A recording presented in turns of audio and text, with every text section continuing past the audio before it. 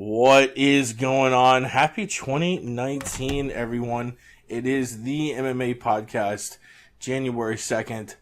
A fine Wednesday coming through, as usual, with Sweet Pappy Jones on Twitter. It's P Money. Pat, happy 2019. How's it going? Are you feeling any different here in the new year? Oh, Jake, happy 2019. Happy New Year to you and all the listeners over there.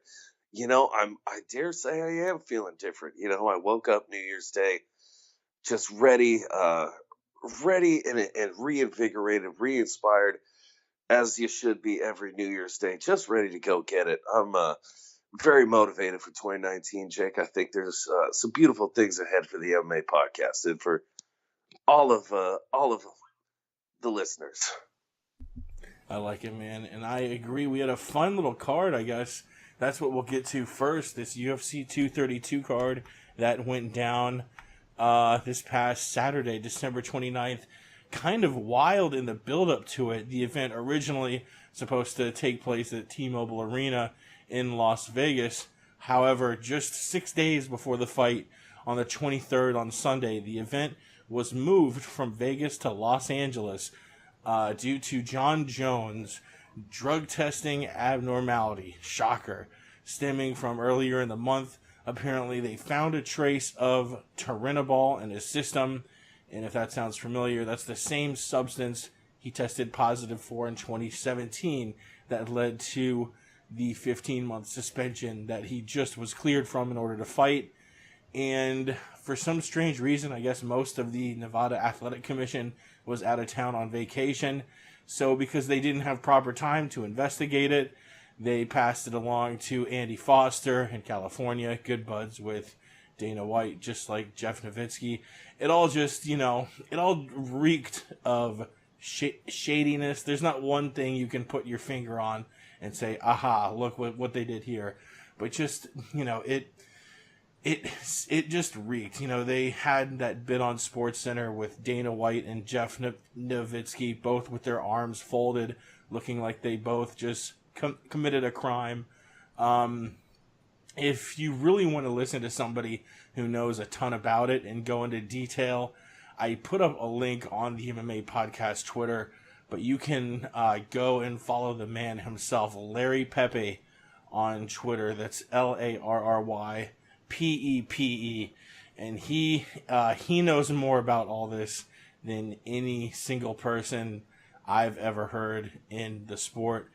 And he basically said the UFC's drug testing program essentially ended with them kowtowing to Jon Jones, making things up because they didn't have a precedent for it, and allowing somebody who failed a drug test to fight. The comparison I think he used is it would be like if a cop found heroin in a baggie after pulling you over, but saying, you know what, this isn't enough heroin to get you high, so you're free to go. The fight was moved to Inglewood, California, although it ended up screwing over a bunch of fans. I think the fighters all had to lose about 10% in income tax going from Nevada to California. Dana just, the excuses were so just, he's saying to fans who spent thousands of dollars to fly out to Vegas for the fights, telling fans that most casinos will be airing the fights and be happy that you can go and watch the fights on a TV from a casino in Las Vegas.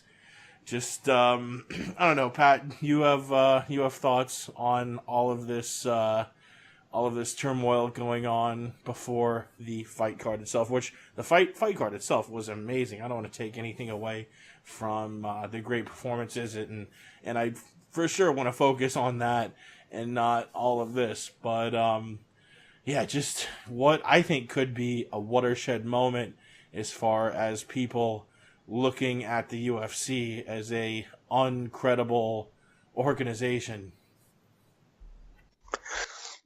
Jake, I think this was really handled very poorly. This detracted so much from the fight weekend itself. I was really looking forward to UFC 232, and just a couple days before the fight takes place, they announced that Jon Jones has a couple picograms of Turinabol, which apparently is a unit of measurement that is so infinitesimally small that when all of these developments were being broken, they said, well, do we even really need to test that far? Once you test that far, it's not even relative to your performance. So maybe we just shouldn't even be testing that far. And Frank Mir was coming out saying, hey, I had tests with similar levels, and they said that that was a suspension for me. He got hit with a suspension for very similar picogram levels of substances in there just as recently as 2017, if I'm not mistaken, Frank said. Maybe even halfway through 2017. So, just a year later, they're finding out, oh, yeah, well, this is potentially something that once you've taken it can potentially just show up there at any time. It'll never leave your system. It's called pulsing. This is what they're talking about. And to me, I'm sitting here saying, okay, well, if it is such an infinitesimally small amount to where it's not affecting Jon Jones' performance, isn't this just an indicator then that he has taken enough steroids over the course of his career to where a substance that isn't naturally occurring in nature or in your human body, you've taken so much of it that now it just shows up randomly in your system? Like, nothing about that really sounds right to me. You could definitely debate how much it's actively helping him. How much did it really help him on the night of the fight with Alexander Gustafsson? But some would say, hey, it's already been done. The change from steroids, you look at Jon Jones' body compared to just a few years ago, compared to where he is now. He has put on so much muscle. He's got a almost completely different frame. He's way thicker than before. And it appears that a lot of this has been done through steroid use. He's failed multiple times. And the only thing I can glean from this pulsing is that it's now just never going to leave his body because he's abused steroids so much. But instead of them saying that this is, oh, well, it's not actively enhancing his performance, so the fight can go on. We'll just have to switch it to a different venue. And then the atrocious way it was handled, Dana White saying, what about the money I'm going to be losing? I'm losing money. We're all losing money on this. Despicable. I would love to see a class action lawsuit from the fans and fighters against Dana White and the owners of the UFC regarding the way that UFC 232 was handled. I did a little bit of sleuthing myself, and one thing that Larry said on his podcast about Turinabol was that it had a half-life of 16 hours, which the half-life of a chemical means that a lot of chemicals will on their own dissolve and go away, and that means if you have 1 gram in your body, then 16 hours later you will have half of that. Your body will absorb it, it will go away. Certain things, I think like weed, will stay latent in your system for a long time, up to like a month. Certain things like cocaine, out of your system in a day or two. So the number that Larry gave was 16 hours. I actually took that number, I think it was 20 to 60 picograms, which is 10 to like the negative, I think, 26th power or something. I took that number and I multiplied that by 2, and then I did that to the power of, I forget what I found it to be, but it was how many cycles, how many half-life cycles from the drug test way back that they're claiming this is residual from to now, how much it would have made sense for it to dwindle down and down and down and down. And, for all I knew, it could have made sense that, okay, true, it works out if he took a 200 milligram ingestion X amount of months ago. Fast forward to this, you have X amount of cycles where it will go down by a half. Then by this time, you will be seeing a picogram amount. Is what I'm saying makes sense so far? Oh, sure. Okay. Just want to make sure I'm not out on a limb here and not explaining it correct. So I did the math, and I saw how much he would have needed to take way back when he tested originally, and I believe that amount of Turinabol that he would have had to take was something like 100 trillion times the size of Jupiter. So I really don't think he took. It was like, you know, it was like 20 kilograms to like 10 to the fucking 40th. It was like a size like as big as like the universe. It was something that would be impossible if you use the math and try and do it. So, you know, what I think this is a symptom of, you know, you've had a lot of, not fighters, but different trainers and voices come out about microdosing. That seems to be something that a lot are taking advantage of. But I don't know, you know, you can't really definitively pin anything on Jon, and maybe that's why the UFC chose to take this direction, because they knew that, you know, there's not anything specifically here that you can pin to him. And, you know, a lot of folks think it's junk science, but unfortunately there's not really many experts. It was hilarious. Dana referred to the experts, and then Ariel asked who that was and said he didn't know, and to find out for himself. And Ariel did actually find out who he was referring to. But, you know, I think Jeff Nowitzki was on Joe Rogan's podcast saying, like, well, you know, the average guy sitting at home doesn't know that there's a difference between Turinabol and oral Turinabol. And Joe goes, oh, what is that difference? And Jeff Nowitzki's like, I don't know. It is a clown show. Insanity. Yeah. Let's get to the actual fights, what we're here for. A fun card, a nice way to bang out 2018. We'll start, as we always do, with the early prelims. And I gotta say, at least for me, the highlight was seeing Uriah Hall, who we have a history going back to Tough 17 with, talking to him way back when he was the star of that show.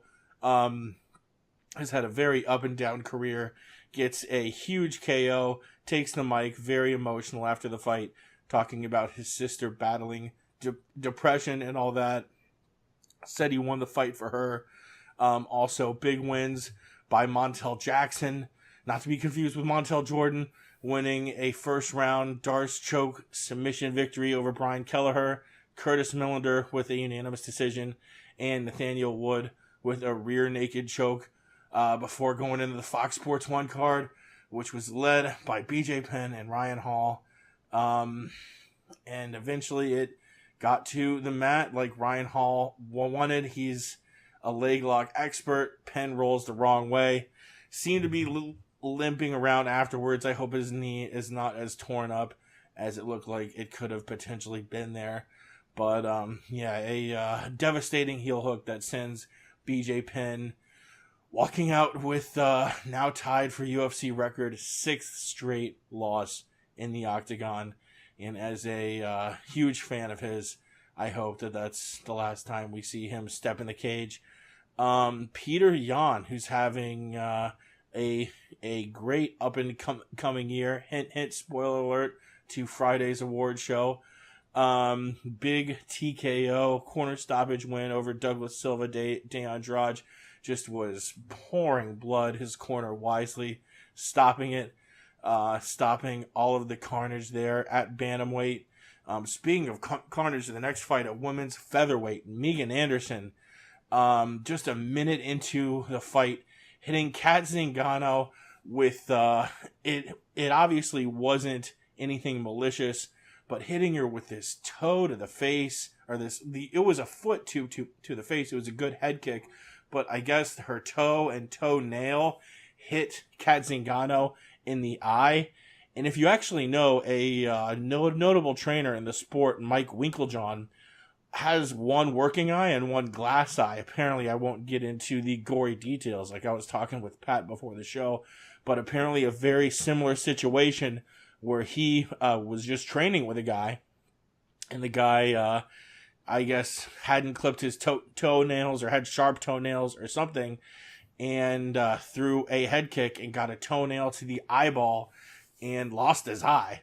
So here's hoping that Kat keeps her eye. It looks like she will. Apparently she has some lacerations to the eyelid and a little bit of damage to the eye. She's appealing the loss. I don't know how successful she'll be with that, because I actually don't think there's any language in the official rules about toes in the eye. They do mention outstretched fingers, but a toe to the eye seems to be such a difficult thing to do purposefully that there's no point in writing it into the rules, because anytime it does happen, it's just going to be a sad kind of what if from throwing a head kick. Last fight of the prelims, which will stop before we move to the main card, Walt Harris versus Andrei Arlovski. Walt Harris winning a split decision victory in front of the actually I think the forum was sold out. Big crowd there in Vegas or in Los Angeles for the end of the year crowd. Pat, what stood out to the prelims there for you? Well, lots of fun action for sure on the prelims. On the Fight Pass portion, Montel Jackson, as you mentioned, getting the submission over Brian Kelleher, came in a little heavy on that one. I was very shocked to see Montel Jackson at bantamweight. This guy, and of course, it makes sense after realizing that he had missed weight, because he looked huge for a bantamweight. I could not believe how he got down to 135, and then he didn't, as it turns out. But very good performance against a guy who had beaten some big names, and Brian Kelleher as of late. Curtis Millender getting a solid W over Sierra Bahadurzada. Really impressed with Curtis Millender as of late. He's definitely showing some good potential at the 170-pound division. Uriah Hall, as you mentioned, getting a big TKO over Bevan Lewis. Really good feel-good moment there on the prelims. And Nathaniel Wood with the submission. Definitely some very fun action on the Fight Pass portion of the card. And Ryan Hall over BJ Penn, man, that was a savage heel hook. Ryan said that it sounded like BJ Penn's knee was popping pretty good when he was turning that submission. And I was thinking to myself, of course it does. You're heel hooking a 40-year-old man. Like, how much cartilage do you really have left in your knees? Once, as you start getting up in age, not that 40-year-old is decrepit or anything like that, but that's still 40 years of wear and tear on your knees. How much cartilage do you really got left to be getting heel hooked like that? Come on. But solid victory. Just a couple minutes into the first round. Peter Yan versus Douglas Silva de Andrade. Two warriors at 135 pounds. Man, this was a battle, but Peter Yan definitely got the best of it for the most of it. Couple of really high-flying strikers here. Super, super solid kickboxing from both these guys, but Peter Yan made some adjustments, was able to get some takedowns, and he was pretty handily in control of this fight for the most part for wherever it went. But once he got it down to the ground, that was definitely where he was more comfortable, raining down some big elbows, just absolutely busted open Douglas Silva de Andrade. And I was very surprised to see the corner stop that one. It's so funny. I so many times call for it and say, why won't anybody think about fighter health or fighter safety? Why was the corner stopping it? And then when the corner stops it, I was like, oh man, how's the fighter feeling this one? Now your corner doesn't believe in you. I said, gosh, this is definitely wanting it both ways. But I was glad to see Douglas getting saved from a little further injury there. It probably was the best move. Peter Yan was putting it on him, something fierce there. Great stoppage there at the end of the second round. Terrible what happened to Kat Zingano. Just a freakish injury there. Love Kat Zingano. There's a woman who's been through a lot in her personal and professional life. Was really hoping to see her rebound in this one. And man, took that toe to the eye. Hopefully most of it was just to the eyelid. I did read something that seemed like, there was some swelling and some pressure there, but hopefully that'll all go down and she'll be able to retain her ocular health. And Andrei Arlovski versus Walt Harris. Good fight. It's not often that I enjoy watching heavyweight fights go to the decision, but this was definitely a good scrap. They were winging it till the end. Both guys showing good chins, taking good shots. But it was really Walt's fight in this one. I would say it was a close one. It was a split decision, but I had to give that one to Harris. But definitely good first 8 fights for 232. And that swung us into the main card, starting off with Alexander Volkanovski versus Chad Mendes. Man, I still don't get why they put Volkanovski as an underdog in Vegas, which, I know Chad Mendes, he's still a monster, and I guess he has since retired from the sport, which I would have liked to see him at least go out there and end it on a victory. I mean, still in a stacked featherweight division, he could still melt most of the ranked talent at 145. The guy is a stud wrestler and has proved that he has very, very heavy hands to boot. But going up against a guy, Alexander Volkanovski, who I originally just kind of assumed was a Russian dude, just going by his name and his kind of overall look. The guy is actually an Australian of Macedonian and Greek heritage. That's where the name Volkanovski comes from. So kind of been all over the place. Grew up, born and raised in Australia, actually playing rugby. Weighed 214 pounds. Just was an absolute, look up old photos of him. An absolute beefcake. Cut all the way down to 145 and doesn't look bad at featherweight either. And put his name on the map. Did what, I hate when a guy gets a victory, a major career-altering win. All the eyes are on him. Everyone is seeing what he's going to say when the fight's over. Who do you want next? And all the guy says is, well, I'll fight whoever they put in front of me. That drives me nuts. Call your shot. And that is exactly what Alexander Volkanovski said, saying, you know what, Max Holloway might eventually move up to 155, but before he does, he's never fought a short, stocky wrestler like me. He never fought Frankie Edgar. He never fought Chad Mendes. I'm better than both of them. I want a title shot. So, calling his shot at 145, which actually, for the first time in a while, you have Brian Ortega, who just went down. Things have kind of cleared up a bit at 145, and I wouldn't mind seeing a title shot thrown Alexander Volkanovski's way. Another guy making waves in a weight class that has been log jammed up, but isn't looking bad himself. Corey Anderson, winning a unanimous 29-28 decision against Ilir Latifi, who time in and time out has shown he is not an easy out at 205 at all. I mean, I hesitate to call him a gatekeeper just because he's had big wins against guys who have been title challengers. But I don't know. Always seems once he gets up in this rarefied top 6, top 7 range, he never can keep the wins coming. Whenever he gets up in this top 5-ish range, always seems to take another loss and stumble back down the rankings. And speaking of stumbling down the rankings, Carlos Condit, long time elite welterweight, getting his 5th straight loss in a row. Michael Chiesa locking in the second round. Kimura, that kind of seemed to be the theme with a lot of fights here, having newer talent versus older talent, and the newer talent winning the fights, kind of a passing of the guard. And that is somewhat what we saw here. Michael Chiesa just fighting a guy in Condit who never seemed to be able to get it going. And we've seen a lot of guys move up in weight class and look better. And Chiesa looked excellent at 170. Has kind of grown into that new weight class. Interested to see who they put him up against next. Pat, thoughts on those 3 fights before we get to the 2 title fights? on Saturday night? Oh boy, Jakey. Well, the main card sure started off with a bang. Chad Mendes versus Alexander Volkanovski. Man, that was a great fight, back and forth. And as you mentioned, Jake, very disappointed to hear that Chad Mendes is hanging it up.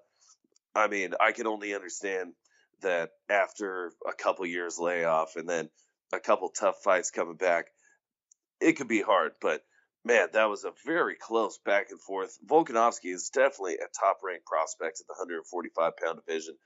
And these guys both gave each other everything they could handle. They both dropped each other. That probably could have gone Mendez's way just as easily as it went Volkanovski's that night. But Volkanovski was just able to weather that storm for a little bit longer. Ended up getting that TKO himself. Awesome fight. Fantastic scrap. Too bad to hear that Mendes is retiring, but Volkanovski, Jake, I'm with you. I'd love to see him get that scrap or get that strap, get that title fight. The log jam has been cleared. All the interim, Connor, Aldo, Max, everything, it's all done. Ortega, Frankie, everything has worked itself out. Let's keep the new blood coming in here. Get another, at least one more 145-pound title defense in there for Holloway. I'm sure he'd like that too. It seems like he's talked about wanting to defend that 145-pound strap a couple more times. Although I don't know, it seems like I've seemed to have recalled hearing it both ways, that he wants to go up to 155, he wants to make a couple more defenses, but sure wouldn't mind seeing him take on Volkanovski in his next bout.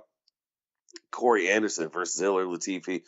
Good fight, solid showing for Corey Anderson, really showing that he can take on some of the toughest in the division. Latifi, I mean, as powerful a wrestler as it comes, as heavy a hands as it comes, and Corey Anderson was able to negate everything that Latifi threw his way.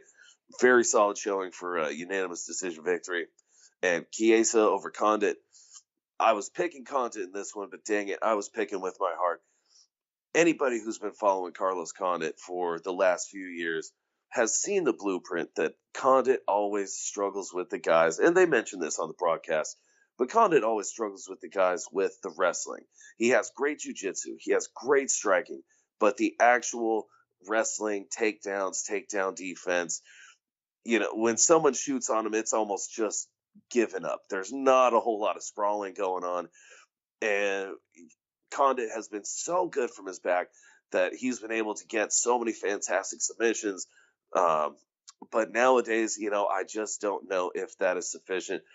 People aren't getting caught in too many triangle chokes and arm bars these days.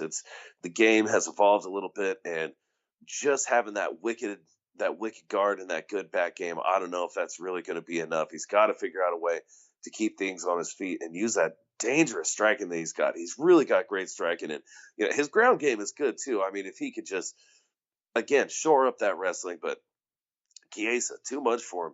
Moving up to 170, looking very good. Sometimes we see guys move up a weight class, or we see the ladies move up a weight class, and maybe they're carrying a little extra in the spare tire or something like that.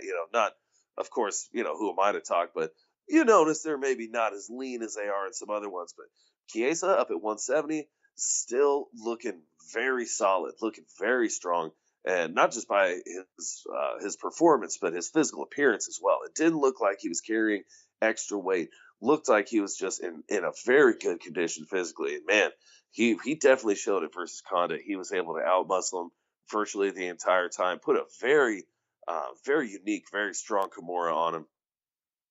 Beautiful showing from Chiesa. Really looking good at 170. Yeah, and I'm looking back at those featherweight rankings right now. You have obviously the champion in Max Holloway, and going down the list, Brian Ortega just lost. Jose Aldo, and I think he just turned down a main event. I think in March. Apparently he doesn't want to fight. I still think he needs a win before he jumps back in, and obviously it isn't like he's gonna fight Max a third time. Frankie, I think he still really hasn't done much since he lost to Brian. Cano still lost to Ortega recently. Stevens, I think, is scheduled for a fight. Mendes just retired. Cub just lost. Bektik needs to get one or two more wins other than just Lamas.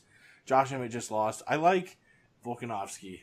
If anyone is going to fight Max next for 45, let's line that up. But we move to the co-main event, and man, think about the last 4 years for Amanda Nunes. She loses her, I think, second or third fight in the UFC by finish to Kat Zingano. Gets knocked down the ranks. No one really thinks that much of her at 135, and starts a win streak against Shayna Baszler. Slowly but surely gets a submission against Sarah McMahon. Gets a decision against Valentina Shevchenko, gets put in that main event at UFC 200, gets a rear naked choke against Misha, becomes the champ, TKOs Ronda Rousey, split decision versus Valentina Shevchenko again, TKOs Rocky Pennington, and now with the KO at UFC 232, she ends 2018 as the greatest female fighter, pretty much undisputedly of all time. You can make the argument for a few different guys as far as the best ever in the male ranks, but man, I think historically with this win against Cris Cyborg, it's hard not to put Amanda Nunes at the top of the list as far as best ever. And man, there was a wild stat, I think, in her fights versus Rousey, Tate, Cyborg, and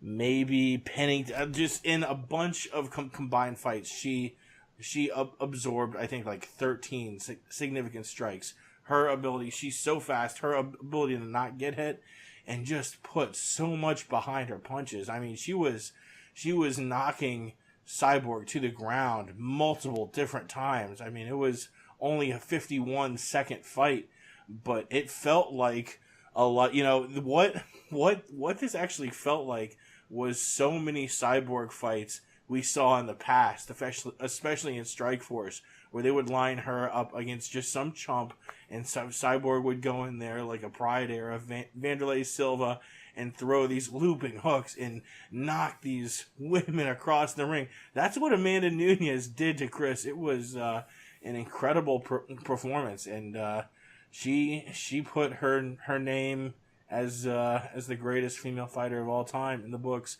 with an exclamation point. Great win, great co-main event.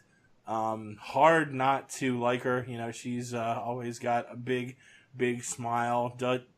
Rarely ever talks any crap about any opponent. Seems to be very respectful.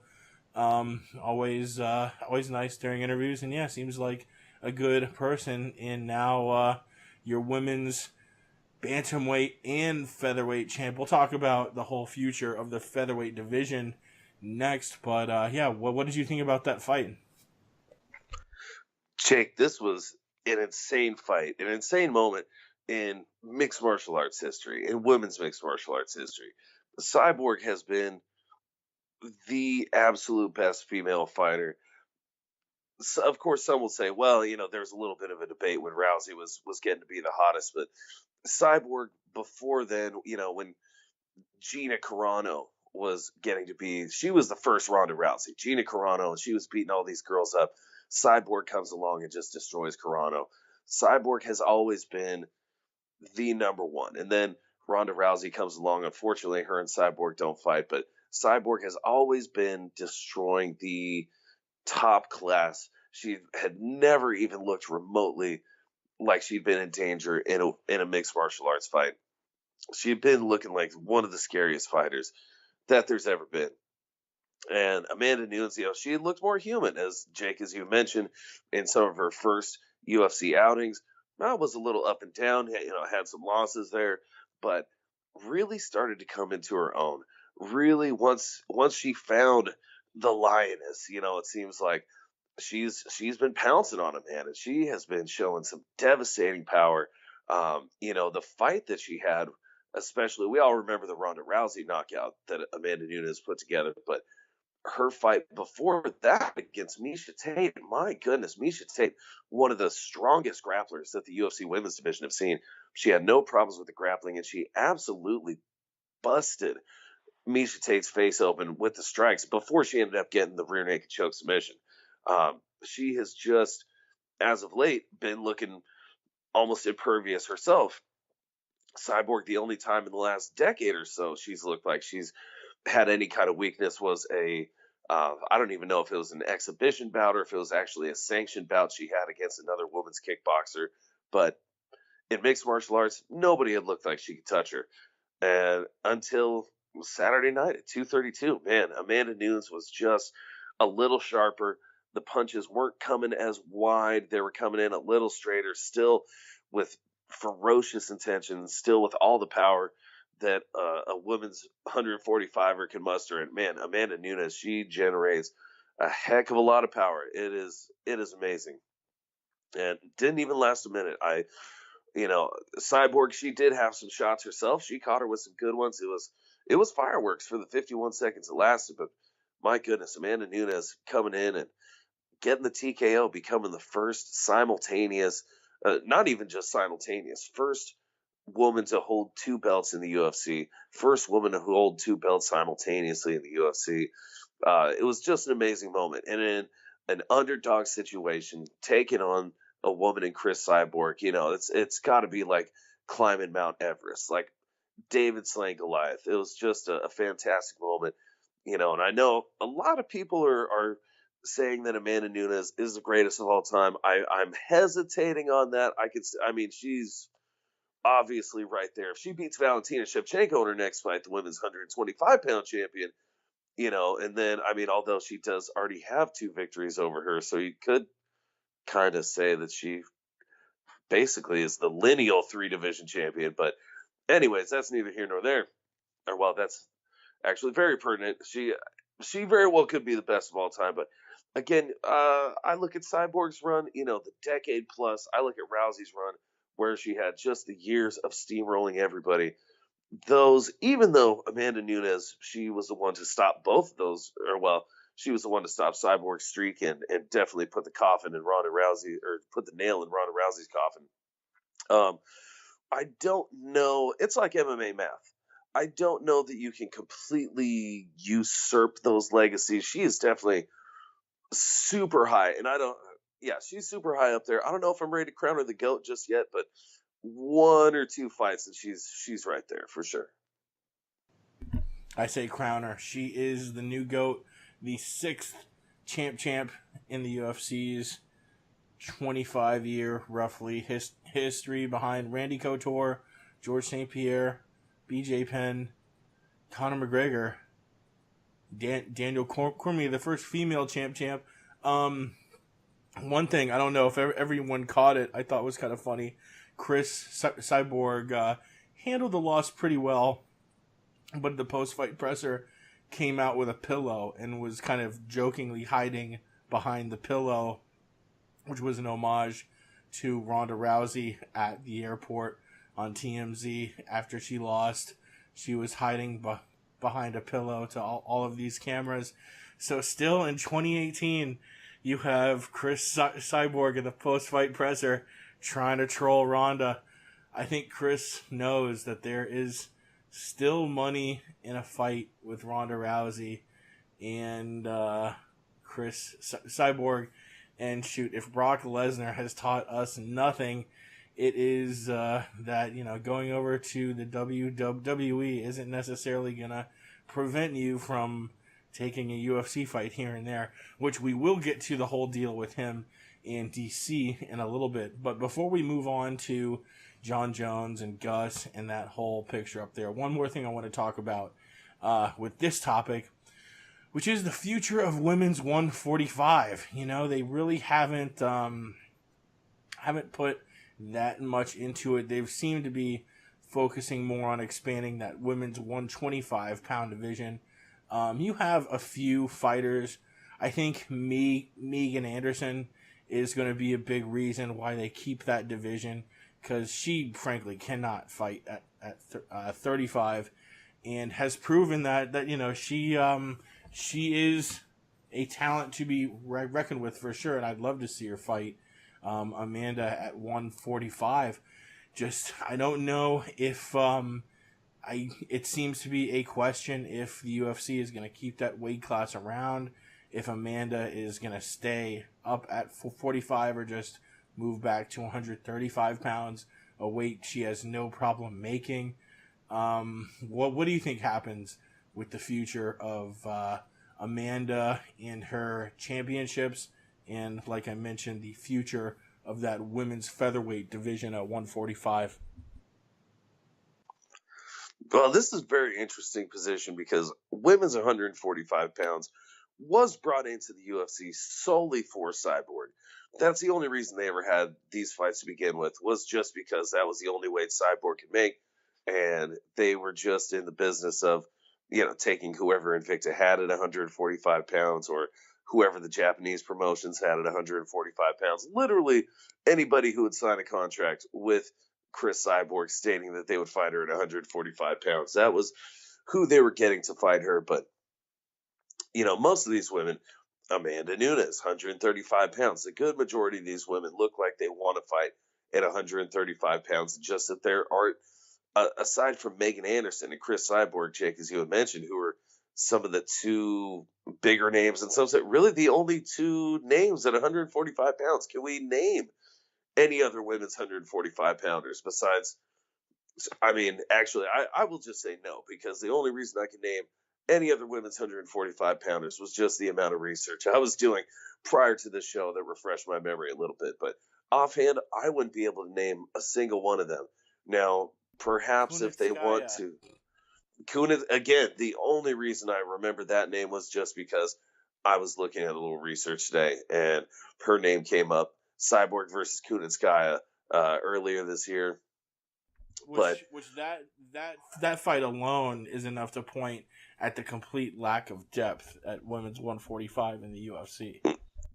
I mean, most of the fights Cris Cyborg has had has just been her molly-whopping these poor hapless victims at 145 pounds. That's really what it's been as of late. But I could see them keeping it open for a little bit, maybe letting Megan Anderson get a shot at that 145-pound belt before they close up shop on it. I don't know. Maybe they don't close it up, but I would think they would probably try and set up at least one title defense for Amanda Nunes, just to let her get that double champ title defense under her belt. Yeah, we'll see what goes down with that. I think anything else on that fight before we move on to Jones Gus, which that was the fight. Even though this was a super fight, and maybe down the line will have more historical relevance at their weight class, but I think everyone was looking forward to Jon Jones versus Alexander Gustafsson. One of the most, I guess, anticipated rematches of all time. Not just because everyone was clamoring after it at UFC 165, but it took 5 years. Two guys at the very top of the game. Jones, a guy who many consider to be the greatest ever, and it truly was the toughest test of his career. Gus pushed him all 5 rounds. A lot of fans think Gus won that fight, and it was finally his chance to step back in and make good on it. And man, I'm I didn't pick against Jones here, but Jones just proving why you don't pick against the greatest to ever step into the cage, absolutely dismantling Alexander Gustafsson, getting a 3rd round TKO from the top there on the mount.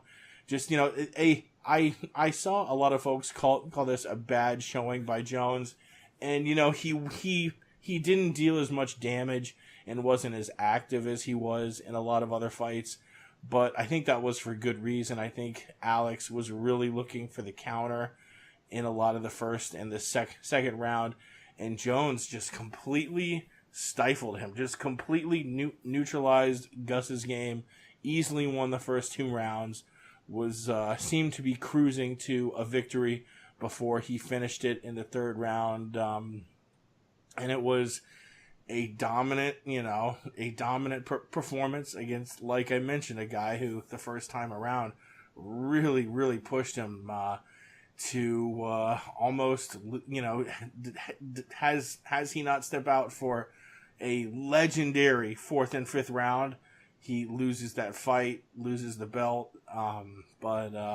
Yeah, Jon Jones, now your light heavyweight champion. A lot of things said between him and Cormier we'll get into, obviously, in a second. But, yeah, what did you think of the performance itself?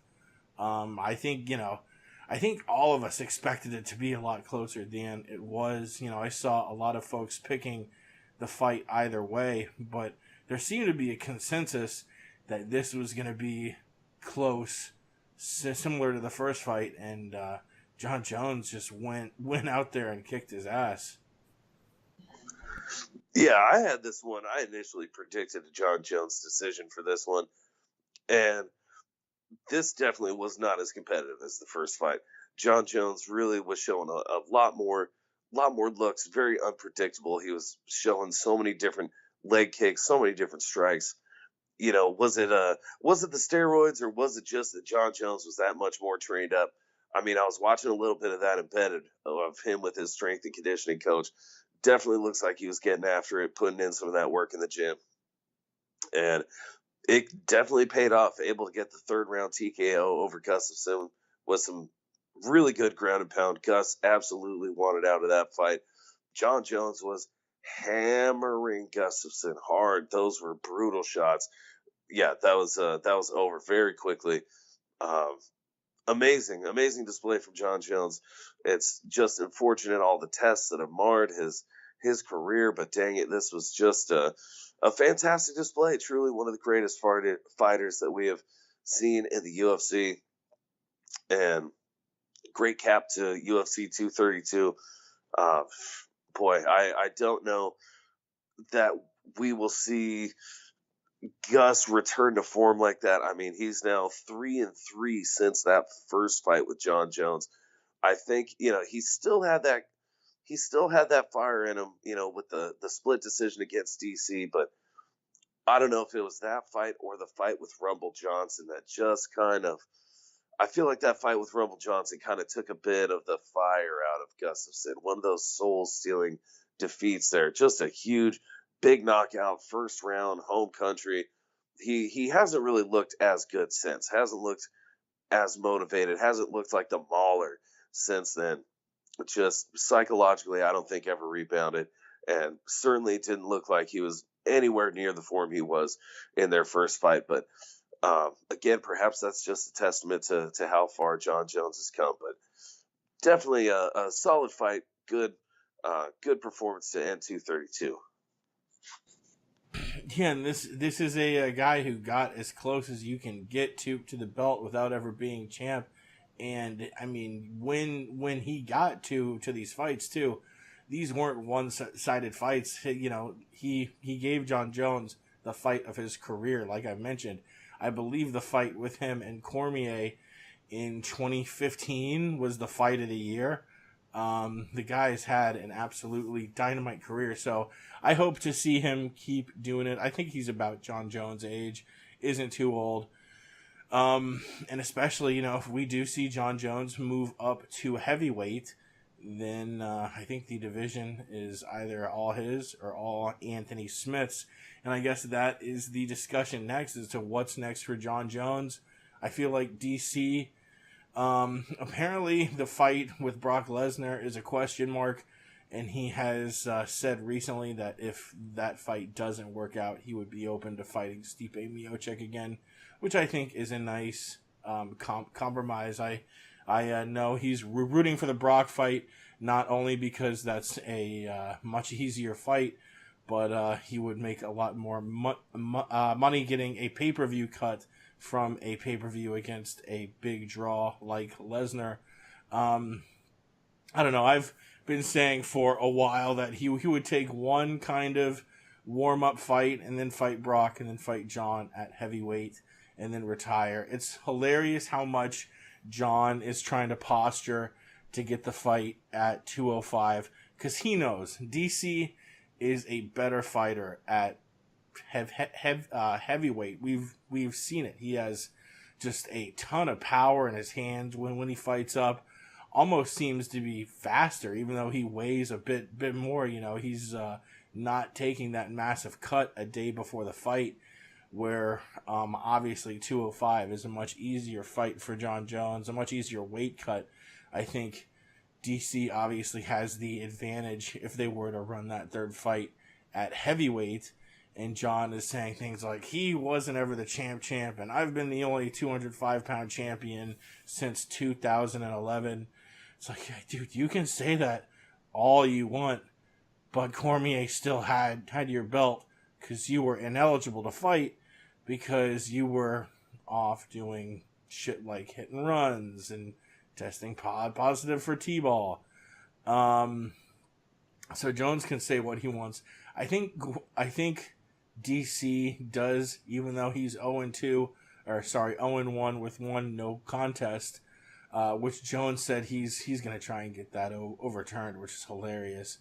I think DC will essentially have the chips in hand here and have the have the power to make it at heavyweight, because I do think that fighting up is an aspiration for John's as well, and if you can Jon could be the champ with a win over DC. I think that might be enough to make the fight happen. That's the fight I want to see most in 2019, for mainly selfish reasons, over, of course, the obvious ones, like Tony versus Habib, and Robert Whittaker versus Israel Adesanya. I'm going off on a random tangent here, but Jon Jones, what I'd like to see happen is him stay at light heavyweight and take on Anthony Smith next. Smith has had a hell of a year. Let's see him run that fight, Lionheart versus Jon Jones. I think Jon Jones probably will win that fight and be the favorite, but Smith offers him a lot of different challenges, and he was on the desk for the final Fox Sports 1 pre and post fight show, and actually had a pretty good showing there with Kenny Florian and Michael Bisping and the whole crew. Before we move on past UFC 232, what do you think is next for Jon Jones, and of course, by just being forever linked to him, Daniel Cormier, and what happens in the coming weeks with all of that? Well, that's really the million-dollar question here. Daniel Cormier, his 40th birthday is creeping ahead of us. I want to say March is Daniel Cormier's 40th birthday, somewhere in that month. And he had talked about how he wanted to retire basically by his 40th birthday. So how many fights does he have left? Is he going to retire by that date? Is he going to ride out the calendar year of 2019? I'd be willing to bet he sticks around for 2019. Probably one more fight at each division. Well, actually, now that I'm thinking about it, I don't know. Probably 2 fights at heavyweight. I would say the Jon Jones and the Brock Lesnar fights. If he fights twice, I would say it's going to be both those fights. And I think that, of course, I would pick Cormier over Lesnar for sure. But I might even pick Cormier in the heavyweight battle versus Jon Jones. I'm not 100% sure. That would be very interesting, very intriguing. That would pique my interest for a third bout between the two. Them at heavyweight, for whatever reason, I don't know why it makes me think that's a horse of a different color. But as far as Jon Jones himself, I would probably like to see him fight Corey Anderson. I know that Anthony Smith has been jockeying for that position, but to me, Corey Anderson, he's got better wins, and again, some more legit 205-pounders. I think that'd be a bit of a more competitive matchup for Jon Jones. Well, I don't know that one would be more competitive than the other per se, but for me anyways, I like the value for Corey Anderson's wins just a little bit better than Anthony Smith's W's. But I think aside from Daniel Cormier trilogy fight, I think I see Jones taking on what I know he's not beast in 25-8 anymore. Overtime Anderson. That's right. Jones versus overtime. Book it, Jakey. I'll fucking book it. We'll see who he fights next. Yeah, I wouldn't mind, as much as we might limit Jon Jones. It's always fun to see him step into the ring. And, man, he seems to bring the controversy no matter what card he is on. I guess moving on from UFC 232, a couple bits of fight news before we close it out. Francis Ngannou against Cain Velasquez, confirmed for UFC Phoenix, February 17th. Man, Francis and Dana kind of had that back and forth, where Francis kind of hung a lot of his struggles on the UFC.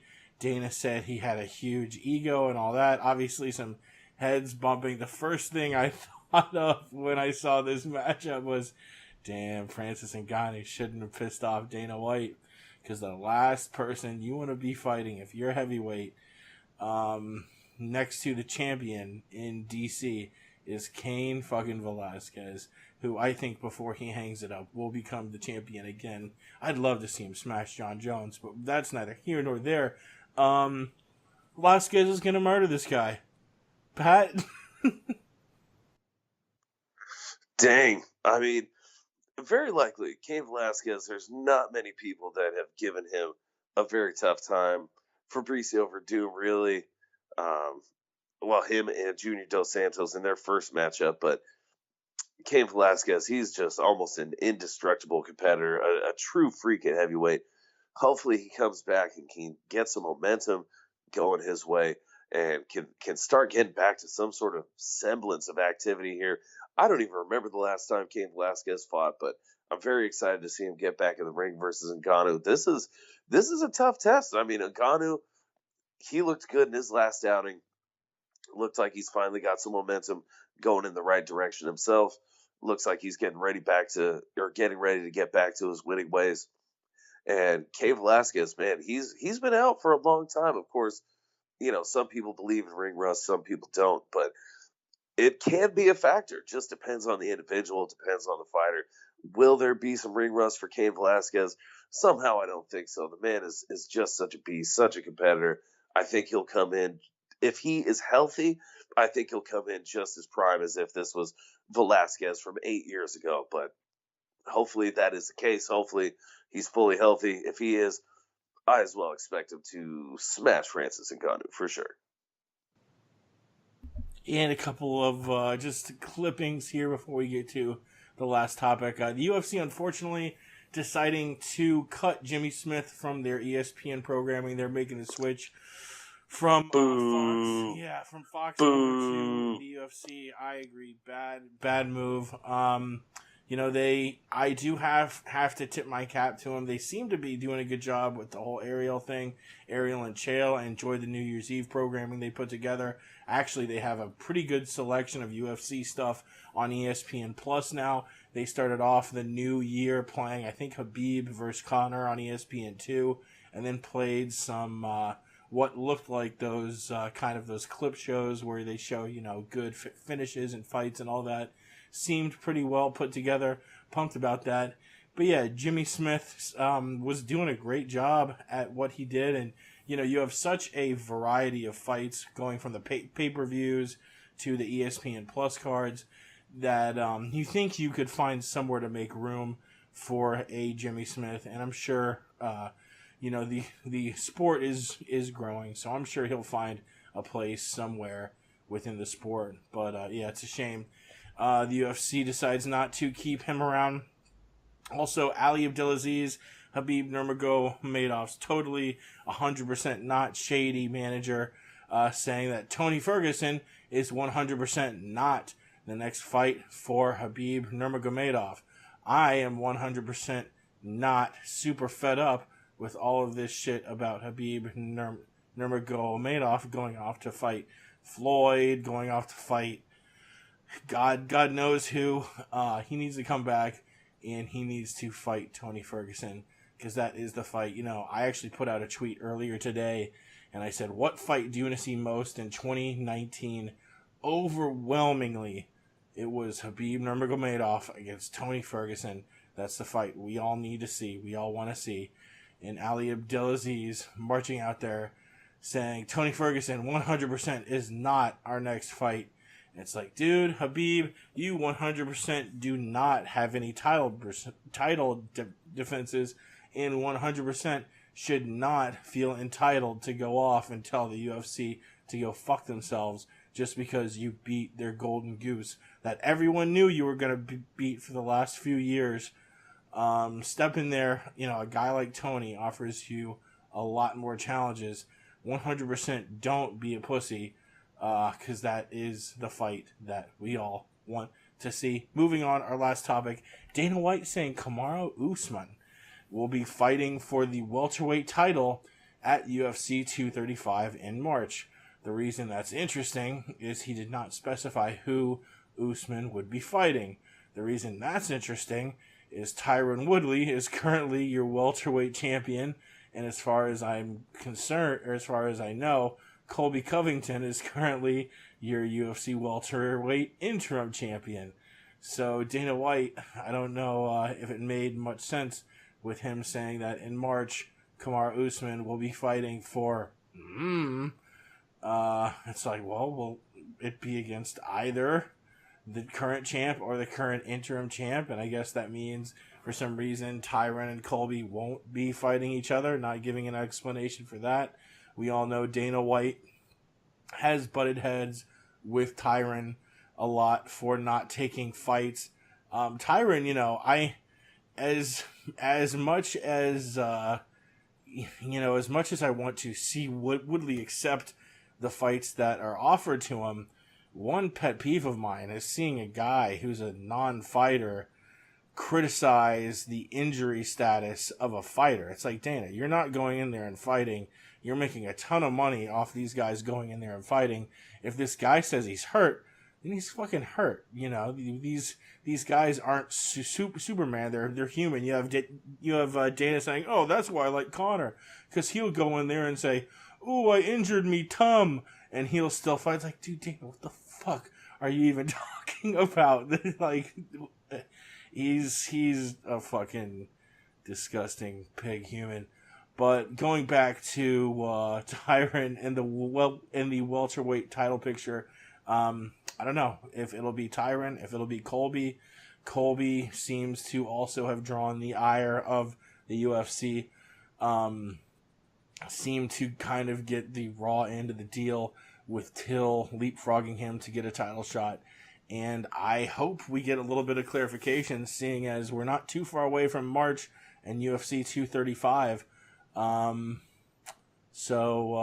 see if Dana or the UFC come out with any news about the welterweight title picture. But apparently, and I wouldn't be shocked if they take it off the table, because it was all just a lie and a ploy in the first place, because the UFC does that all the time too. And Usman will not be a part of plans for fighting for the title at UFC 235. So, but it has been put out there, and Dana White did confirm it after Usman tweeted out a page of their contract.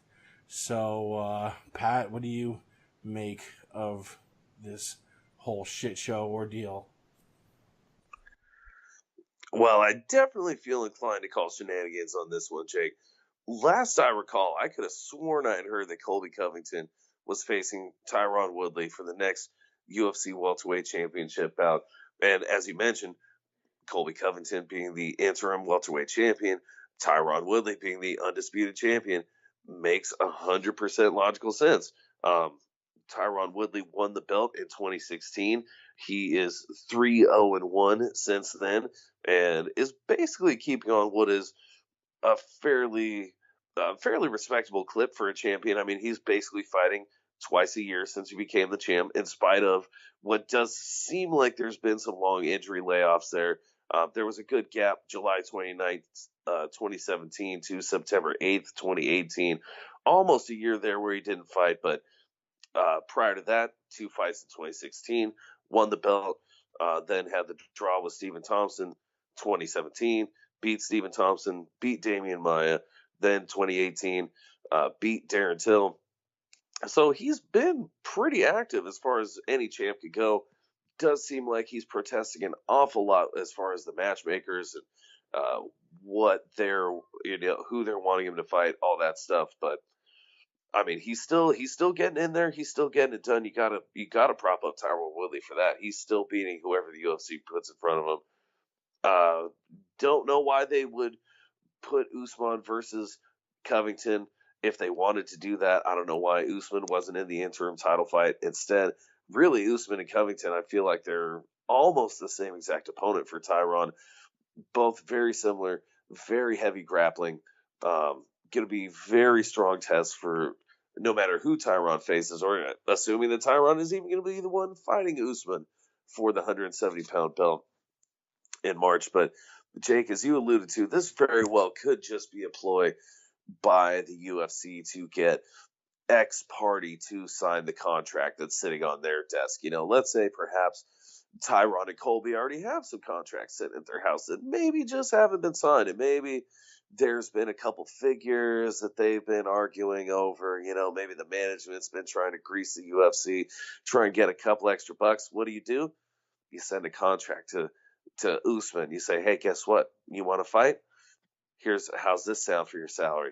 Okay, yeah, we'll get you slotted in for March. And then next thing you know, Colby, Tyron, they see this on Twitter. They see that, Usman's getting handed these contracts. Well, you guys want your fight? You want to be fighting for the belt? Well, you better sign. There's not a whole lot of room for negotiations left. This could be exactly one of those opportunities. I wouldn't doubt that's what it is. I expect that we see Tyron Woodley versus Colby Covington to unify the interim and undisputed titles come March. You heard it here first. Yeah, you knew that relationship was going to be doomed from the start. You have a guy in Woodley who, man, if you go watch his appearance on the Joe Rogan Experience, talk about a guy who just can, like, he, don't get me wrong. He seems like a very intelligent person. He's well-spoken. He's been on a bunch of TV shows. He's on TMZ. I know he's been in some movies. Has done very well for himself, is a great champion, but seems to just lack this self-awareness. He's saying to Joe, like, Joe's saying, like, yeah, you're kind of always playing the victim here. And he's like, oh man, I don't know why everyone says that about me. Literally playing the victim to being asked about playing the victim. Just hilarious. And you have that kind of personality who's always kind of looking to be the victim against Dana White, who is one of the world's biggest assholes. There's going to be a little bit of friction there. As far as everything else, happy 2019, people. We're glad you tuned in. If you tune in a couple days, we're going to do our end of the year awards. Our male fighter, female fighter, fight of the year. What else? Fight of the year. KO, submission of the year. It's going to be fun. We're going to have our tuxedos on. It'll be a black tie affair. So if you do tune in and you download it, you must be wearing a tuxedo. We're going on the honor code. Yeah, we will be back Friday for what is this? This will be the 3, 4, 5, 6. This is the 6th annual. Wow, the 6th annual TMP Awards. Proud to be hosting it. Pat, anything else before we let my people go? Jake, you know what it is. Today, last year, this year, every year, nothing but love for the people. Always a pleasure doing it. Can't wait to serve up the TMP Awards for the folks just a couple days here and let them know what we thought was the best for 2018. Been doing it since 2012, and we will continue marching into the future. It's 2019. Any goals you set, anything you do, you have our 100% support. You can knock the shit out of all your goals, all your resolutions. You just have to want to do it. And however you trick yourself into doing that, you know yourself better than I do. But let's have a great 2019. Let's get shit done. Let's look back a year from now, been like, damn, I've had a lot of good years. I've had a lot of bad years. But I rocked the fuck out of 2019. 2019. Let's do it, people. We'll see you back on Friday for the awards. Like I said, black tie affair. Show up here in a tux, or we're going to turn you away at the door. We love the shit out of you. We hope you enjoyed it, and we will see you Friday. Till then, we gone.